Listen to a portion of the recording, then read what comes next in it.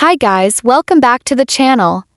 In today's video, I'll show you how to link your Steam account to your Marvel Rivals account. It's a quick and easy process, so let's get started. First, open Google Chrome or any browser you use and search for Marvel Rivals. Click on the official Marvel Rivals website from the search results. When the website loads, you might see a short animated ad or trailer. Just wait for that to finish. Once the homepage is visible, look at the top right corner, you'll see a login button.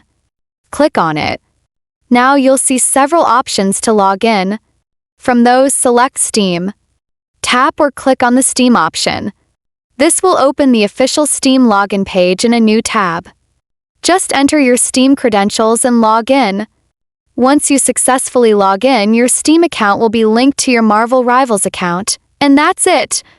If this video helped you out, don't forget to like, comment, and subscribe for more helpful gaming tutorials.